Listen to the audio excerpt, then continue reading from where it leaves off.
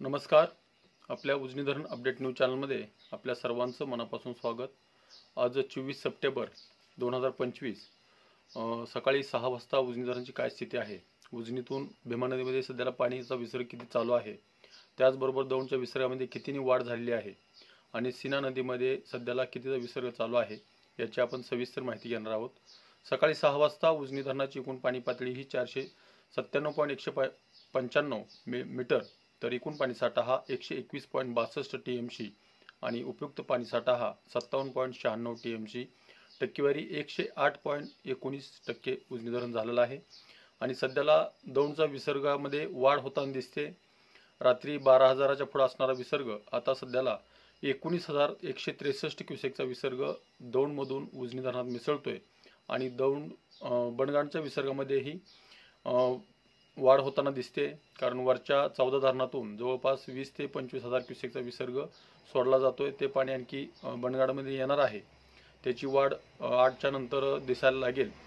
तर सध्याला तरी 9,720 क्युसेकचा विसर्ग असणारा दुपारपर्यंत कदाचित तो 15,000च्या आसपास जाईल आणि नंतर दौंडच्या विसर्गामध्ये वाढ होण्याची शक्यता आहे. आणि भीमा नदीचं भीमा नदी पात्रात उजनी धरणातून काल 40,000 क्युसेकचा असणारा विसर्ग रात्री 7:30 वाजता 35,000 केला आणि परत रात्री मध्यरात्री परत तो 30,000 करण्यात आला आहे.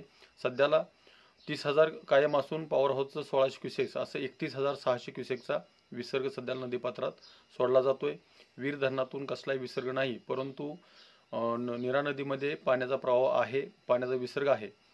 आणि सीना नदीचं बघितलं तर 2 लाख क्युसेक असणारा विसर्ग तर 50,000 कमी करून तो 1,50,000 एवढा ठेवण्यात आला आहे. कदाचित आणखी पाऊस थांबला तर आणखी विसर्ग कमी होण्याची शक्यता आहे, परंतु पूर्व परिस्थिती कायम राहणार आहे. तर उजनी धरणातून सीनामाळा उपसा सिंचनसाठी 180 क्युसेक्स, बोगद्यासाठी 200 क्युसेक्स आणि मुख्य कालव्यातून 600 क्युसेक्स असा विसर्ग सध्याला चालू आहे. काल दिवसभरामध्ये उजनी धरणाच्या पाणलोट क्षेत्रामध्ये कसलाही पाऊस न झाल्यामुळं पाण्याचं प्रमाण थोडंसं कमी केलं आहे, परंतु दौंडच्या विसर्गात वाढ होताना दिसते. वरच्या धरणाच्या पाणलोट क्षेत्रामध्येही पाऊस पडताना दिसतोय. पाऊस तिथं वाढलेला आहे. बऱ्याच ठिकाणी 50 मिलीमीटर, 40 मिलीमीटर, 14 ते 15 मिलीमीटर असा बऱ्याच ठिकाणी पाऊस पडलेला आहे. त्यामुळं पाणी वाढण्याची शक्यता नाकारता येत नाही. तर अशाच उजनीच्या ताज्या घडामोडीसाठी, ताज्या अपडेटसाठी आपल्या उजनी धरण अपडेट न्यूज चॅनलला लाईक करा, सबस्क्राईब करा, शेअर करा. उजनी धरण अपडेटसाठी बेंबळेहून सिद्धेश्वर शिंदे. धन्यवाद.